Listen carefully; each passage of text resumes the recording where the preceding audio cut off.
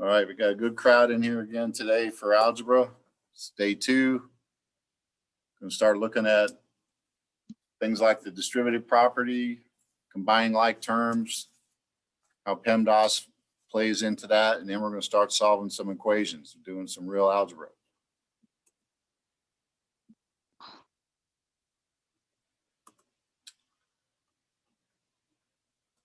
So if you look at this screen,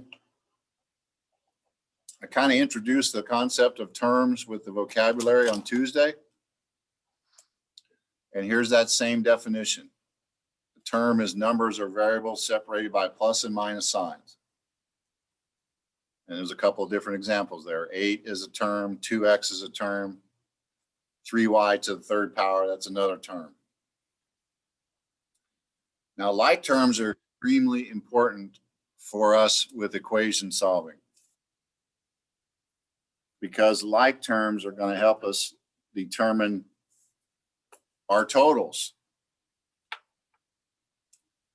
And where people get confused a lot of times with algebra when you start introducing these variables is they try to add a number to a variable, thinking that they're all that they're interchangeable. Well, they're not, but we can add the same variable to the same variable of a different amount. So good examples are down here in this table. Let's make this bigger. You got like terms in the left-hand column. 3 and 5 are integers, they're like terms. 3 and 5x are not like terms. Those cannot be combined. We can't combine the 3 and the 5x. 3 is just a number. 5x is 5 times x, and we don't know what x means. We don't know what x stands for. The next row's got negative 5x and a positive 9x. Those are like terms. How many x's would we have then when we combined them? 4. We would have 4 positive x, right? Because what we're combining are these coefficients, the negative 5 and the 9. That's positive 9. So we still have to follow the same rules like we would for combining integers that have different signs. We subtract and keep the sign of the larger number. So in that case, the 9 is positive, it's larger, so our answer is going to be positive also. To the right on that second row are 2 unlike terms, negative 5x and negative 5y. Those are 2 entirely different multiplication problems. They both have the same coefficient, but one's multiplying against x, which is an unknown, and the other one is multiplying against y, which is a different unknown. So you can't start putting unknowns together unless somebody tells you the numbers that stand behind them, that what they really stand for. 4y and 8y go together. 4y and 8y squared do not go together. Those are not like terms. Same thing on the next row or similar. Negative 11xy and 2xy. Again, these are different ways now to get used to seeing multiplication, because this is negative 11 times x times y. When all those terms are shoved together like that, it's just a string of multiplication. Multiplication is one of my favorites because you can do it in any order. If I told you that x equals 3 and y equals 4, then we could figure out what all that means. But as long as they're just variables that are unknowns, we're just going to leave them where they're at. And I can combine that with a 2xy. So I would end up with negative 9xy. But if you look on the right, one of those terms now has a variable to the second power. Part of the definition we looked at on Tuesday was variables are like terms if they have the same variable letter and the same exponent level. So as soon as you start getting different exponents, now they're no longer like terms. These next examples just kind of split apart You know, I've been talking about the coefficient. Here it is again, identify the coefficient and the variable part. These columns here are just splitting these terms. First column is the term. The C column is the coefficient. That's the number that modifies your variable. The variable part is what's the VP. If you look down here at y squared in the second row, the coefficient is listed as 1. Does that make sense? Yes. Good. Some people are saying yes. I'm happy to hear that. But the thing that happens in algebra, if we have variables like this, we are never going to write 1y or 1y squared. If it's just a single letter, it's understood that the coefficient is 1, not 0. It's understood that it's 1, because 1 times y squared is still y squared. And so that whole row is kind of like that. Our coefficient for z to the second power is 1. The variable part is z to the second power. What about this negative a to the second power? What's our coefficient on that one? -1, right. Boy, you guys are on it. Excellent. -1 is the coefficient on this last one out here, negative a squared. Very good. So you can see the pattern there. They're just splitting apart the coefficient, and that really the important thing out of all of this is what we were just talking about, understanding that when there's no number, there actually is a number. It's just sort of understood, so it's not going to be written. It's a 1 or a -1. That,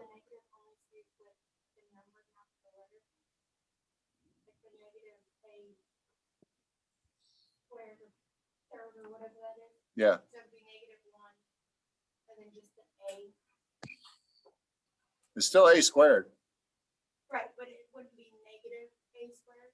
It is negative a squared. It is -1a squared. Apart like that, like if you write them in the column, it'd just be -1, and then you wouldn't have to put the a. No, you don't, because the minus sign or the sign, whatever the sign is, goes with the coefficient. The fact that there's no number there doesn't mean you don't have a coefficient. It means that the coefficient is either 1 or -1. Because you can't have the coefficient be -1 and then your variable part also be negative a squared. Because what happens when you multiply two negatives together? You get a positive, and that's not the term that we got. We got -1 times a squared.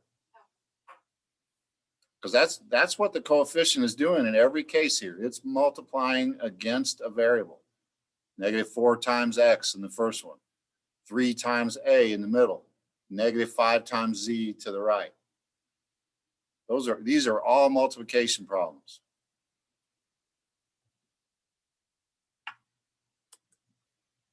It's a good question. So if we start looking at like terms, we can have a lot of variety.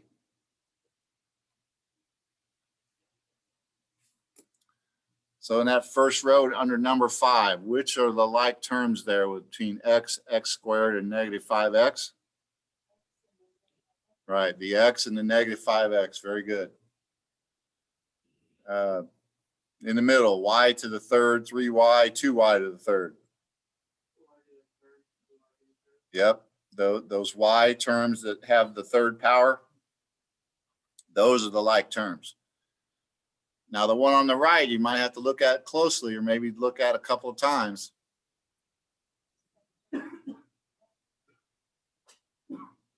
It's a square b to a square b. Right, the first two, correct. They both have the a squared b. That third one in that list only has b squared a. It's not the same. Same variable, same exponent level. When you get into some of these more complicated ones, like if you look all the way down here to the lower right on number 7, row number 7, -4x, xy to the fourth, 3x to the third, y to the third. 2x to the third y. I only see 2 in that listing that are like terms. Minus 4x third y and 2x third y. Right. Very good. Thanks for volunteering those from out there. I'm not sure who that was, but I appreciate it. And I heard people in the classroom here say first and last one, and that is absolutely correct. So part of the deal with simplifying, somebody out there needs a mute, please. Part of the deal with simplifying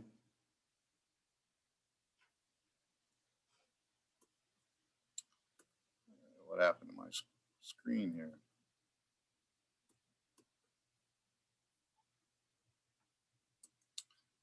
There we go. Part of the deal with simplifying here, remember first day we talked about expressions. Can't solve them, but we can simplify them. In this focus question 1, we got a couple of different like terms. So we can simplify and go from 4 terms down to 2 terms. Because the 5 and the 7 can be added together. They're both positive. The 7a and the minus 4a, those are like terms. They can be combined. And that leaves us, I got an incorrect answer there. It's not 12 minus 3a. What should that be? The positive 3. Right, plus 3a. In fact, the real convention here, or the tradition in algebra, is we will take the variable terms first in alphabetical order, and then our constants will come last. But all we did was combine the 5 and the 7 to get 12. 7a minus 4a leaves us with 3a.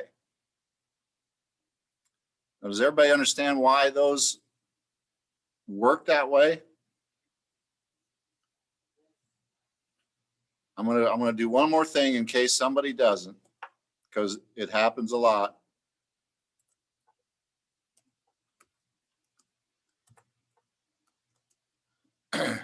I'm going to put 7 positive a's here.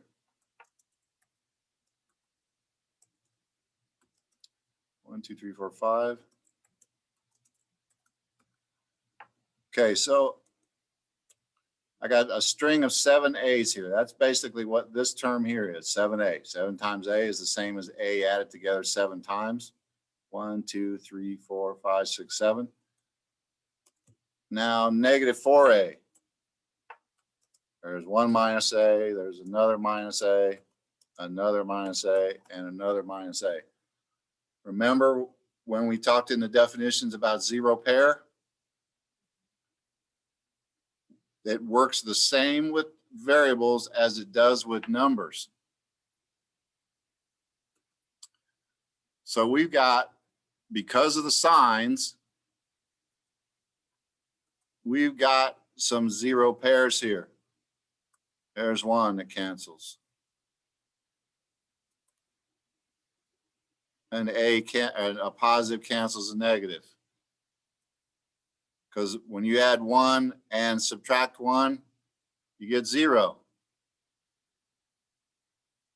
So if you have trouble visualizing it, break it down like this, put the signs in front and see how many cancellations you get.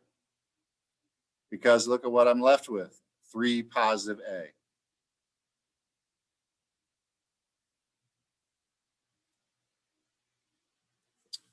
Focus question 2 is very similar, going from 4 terms down to 2.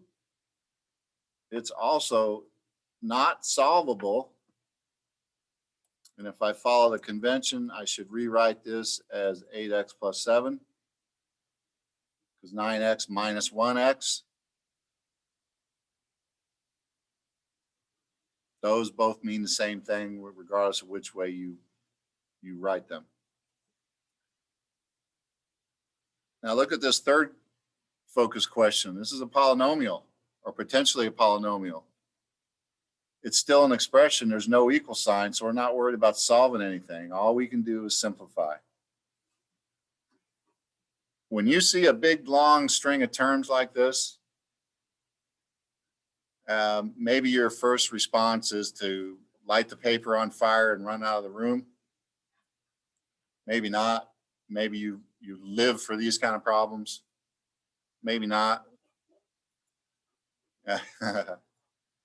But you need to come up with some kind of process that works for you, that can help you to really figure out what goes with what. So I got this highlighter color here where I got an x squared term. No, I didn't want that. That's not all that. My highlighter, here's an x squared term. How many other x squared terms do I see? Over here is another one. So that's one way to do it. You know, use your highlighter. So 12 minus 2 gives me 10x squared. I don't see any other x squared terms. Now the next one in the string here is 6x. Let's use a different highlight color. And if you notice, I'm including the sign. I know you've heard me say the sign goes with the term, and this is why. So now I got a higher number that's negative. Negative 18 and 6 is going to leave me with negative 12x.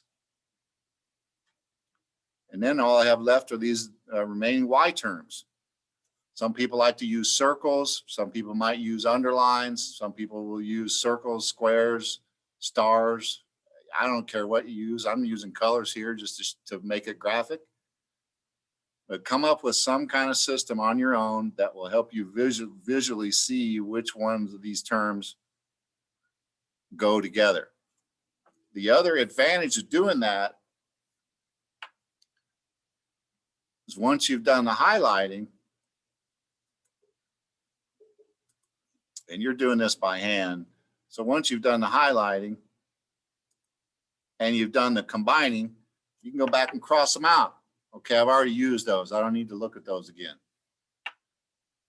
And so I've done all the x squared terms. Now I'm doing the x terms. I've combined all those. Don't have to worry about those. And now it's obvious in two different ways which terms are remaining for you to work with. So that's, you got to come up with a system that works for you, but those are a couple of ideas on how you can go through these things and identify what you're working with and what you've already worked with and what's remaining. So any questions about that in terms of like terms? No. All right, great. So not going to save that. Combining alike terms isn't really an issue so much in a one-step equation. But later on, when we start doing two-step or multi-step equations, it will become one.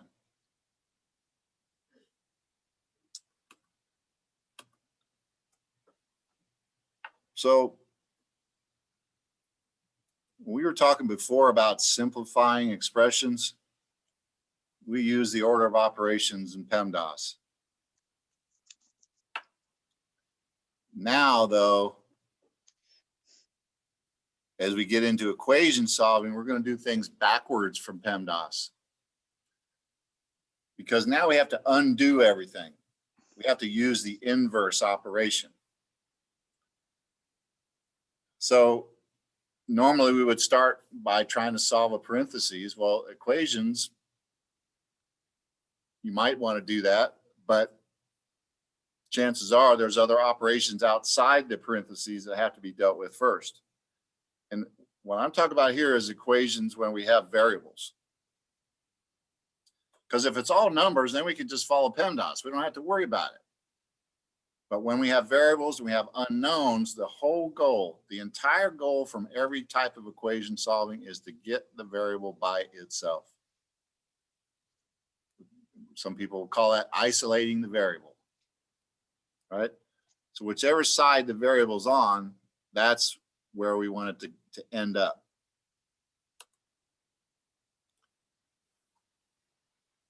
And part of this questioning involves what is an actual solution for an equation. One-step equations are easy because there's only one operation. And for equations like this, you're going to get an answer that is either true or not true. And for an equation like this, 7x equals 42, there's only one possible answer that makes that true. You do divide that by 7. That's exactly right. And you kind of stole my thunder there a little bit, because this is where I'm going to ask you, what kind of a problem is that? And you're going to tell me multiplication, and then you're going to say, don't we divide as the opposite? Yes. That's what I mean about doing PEMDAS in reverse. There's no parentheses. All we got is multiplication. So the only thing that we can do is the opposite to undo it. And we can divide by 7, because 7 divided by 7 is 1. 1x. On the other side, we'll have 42 divided by 7, which is 6. The only possible number you can put in this equation for x and get a true statement is 6. Right? 7 times 6 is 42. There's no other number that will multiply and give you 42.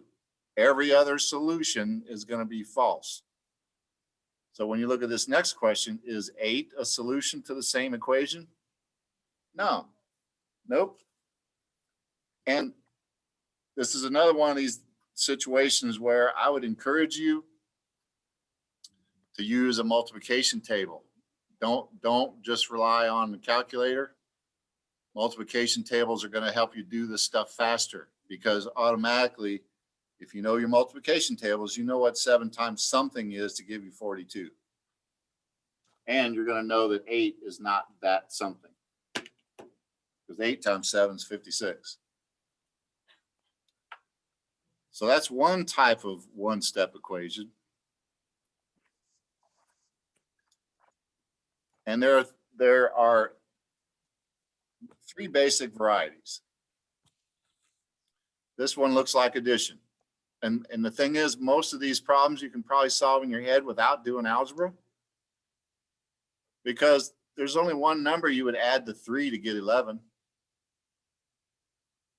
But what I would like you guys to concentrate on is the process that's behind all of this, the steps that are involved, because it's going to be the same no matter how complicated the problem gets. So here, this is a +3. They're adding 3. So the opposite operation is going to be to subtract. -3 on both sides. That equal sign divides the problem left and right. Equations have to stay balanced. If you think about a balance beam or like a teeter-totter, you put a big weight on one side, it's going to go crazy until you put the same weight on the other side. And as long as we do the same thing on both sides of our equal sign, we haven't materially changed the equation. It's going to look different, but it's still the same thing, because now I'm able to get an answer, x equals 8.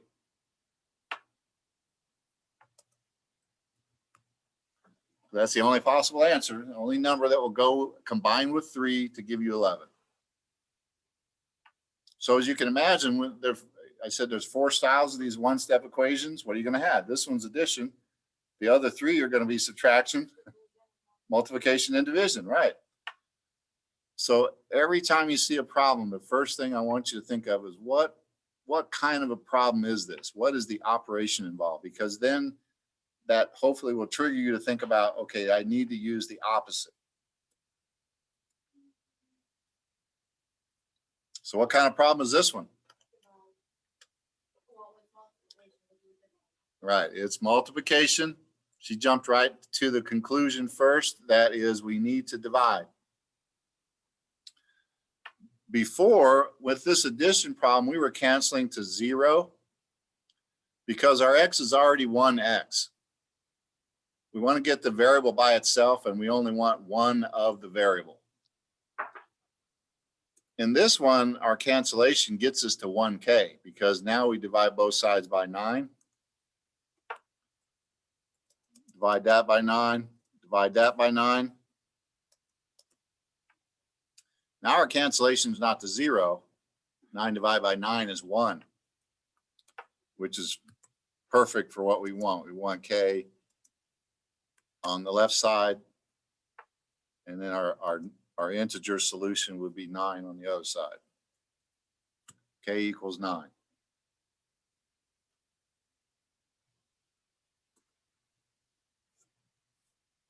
Okay, here's the subtraction variety of a one-step equation. Add the 9, right, very good. Add the 9 to both sides. Y is going to equal 13.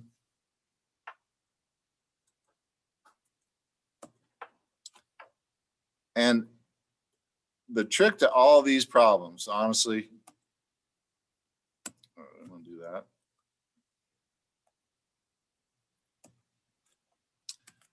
How do you know if you've really got the right answer or not?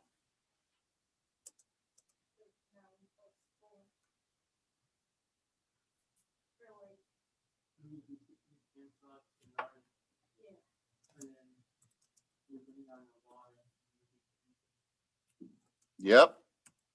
You guys at home probably couldn't hear that, but he said cancel out the y and then combine the 9 and the 4 to give you the 13, bring it all down. Anytime you got a solution, any equation, these are simple equations. Once you have a number that's, you know that y equals 13, or you believe that y equals 13, then plug it back in for y in the original equation. 13 minus 9, and ask yourself, is that true? Yeah, 13 minus 9 is 4. Heck yeah, that's true. And all I did was take that 13 and put it where the y was in the original problem. That's any equation can be fact checked like that. Plug your number back in. It's called substitution. You'll see probably 20 different ways that we will use substitution this term. This is the beginning of it. So here's the fourth variety. Use multiply. Yeah, we're going to multiply because fractions are actually division problems. Anytime you see a fraction, I want you to think, oh, this is division. This is something, this is x being divided by 4. Okay, I don't know what the something is, but that's the nature of the problem. We're going to try to figure that out.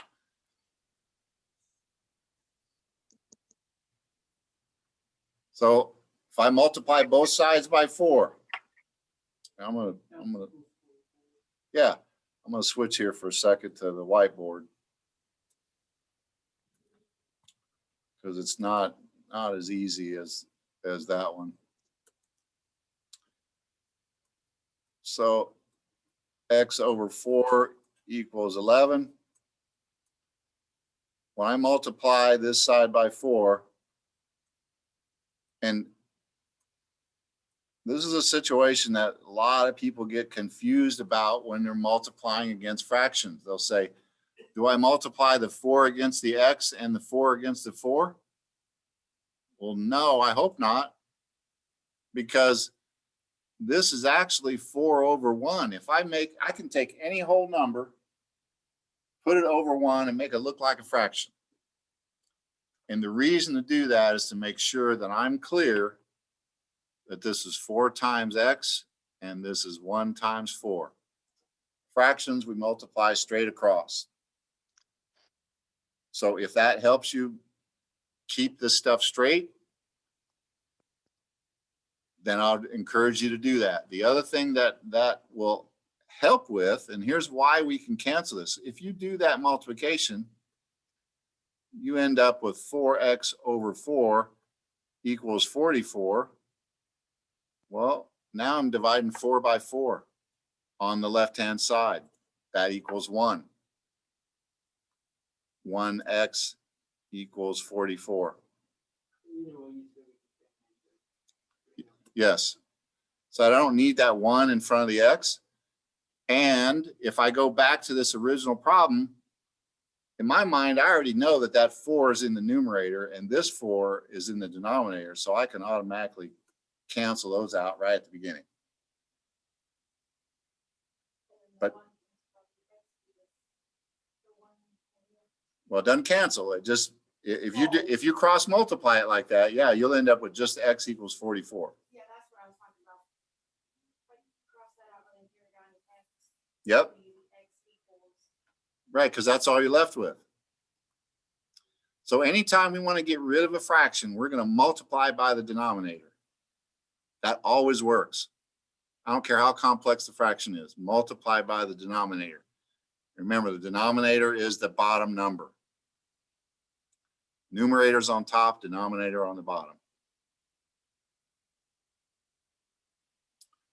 So questions, anybody about the one-steppers?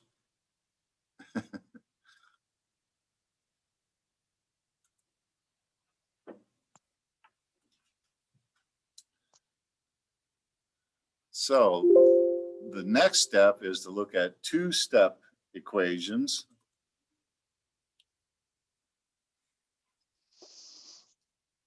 Two-step equations.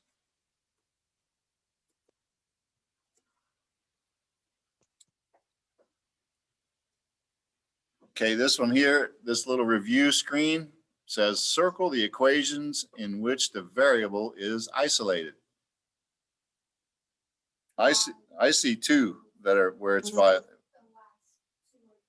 the last two, correct. When it means isolated, remember it's got to be one of the variable, not 6y, not x divided by 2. It's this one here, 8 plus 4 equals w. That's 1w. And the last one is y equals 3 minus 1/2. That is 1y. So those are the ones that are isolated. Just trying to reinforce that idea about isolating the variable. In the first two cases, the first two ones on the left, there's more work that we have to do.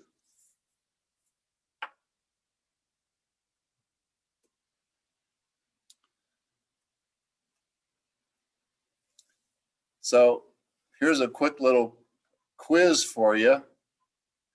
We got some one-step equations in column A and some suggested answers in column B. What goes with what?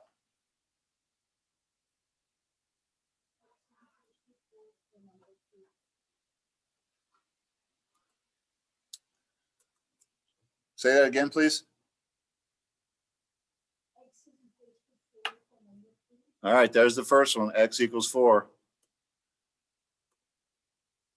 Did you divide by 4 to get that? All right, good job.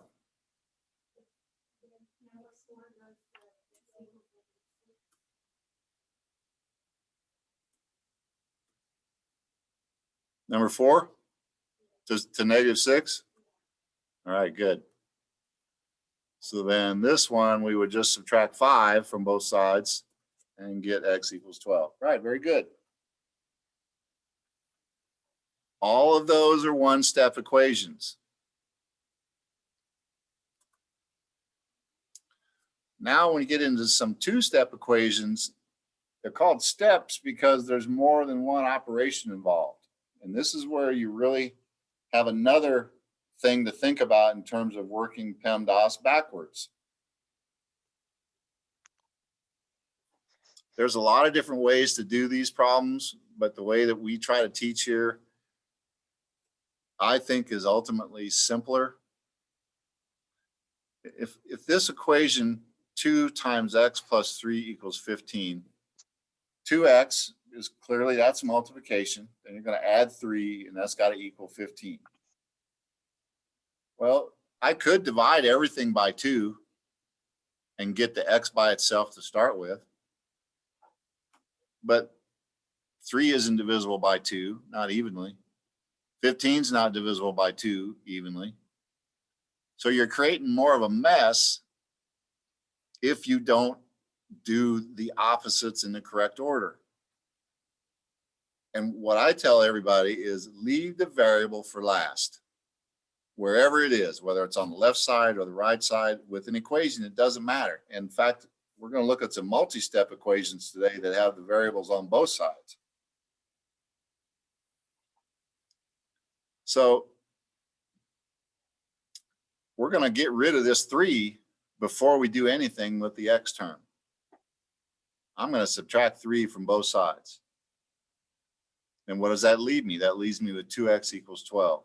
Now at the end, I've got a second step to take care of, but it's just like a one-step equation at that point. 2x equals 12. Divide both sides by 2. X is 6.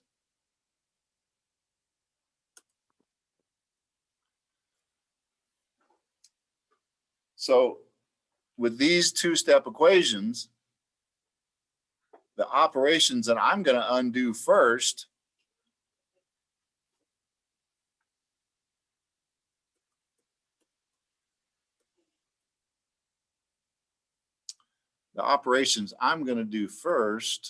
let's see if I can draw on this.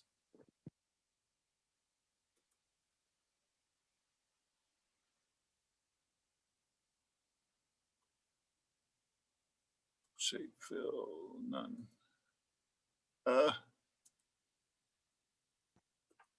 There we go. I'm going to get rid of that 16 in that first one by subtracting 16 from both sides. And what will that leave me with? It will leave me with 3r equals 15.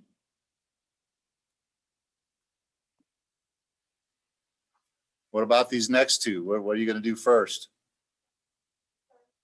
Yes.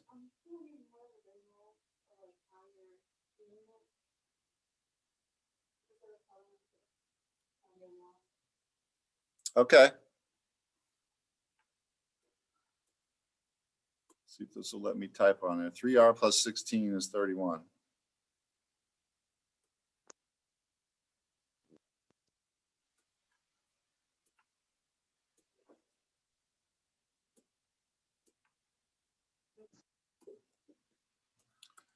Three r plus 16 equals 31.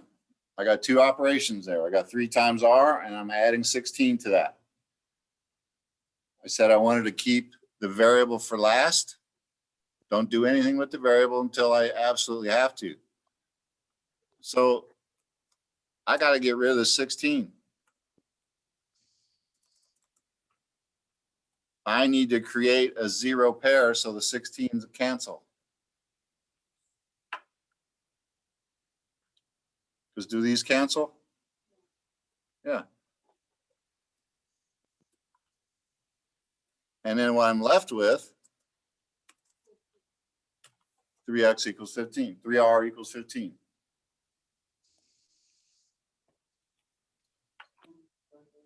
And divide by 3, that's right. Divide both sides by 3. 5. R equals 5, very good, that's right. Try to write that as division.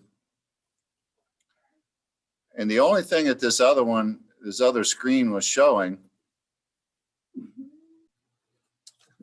well, it looks like I forgot to turn the recording back on anyway, so I don't know how much of that I got captured, but that happens too. I'm telling you, this has been a horrible day for me in technology. I can't get it right. Okay. Thanks everybody for coming today and for all your great questions.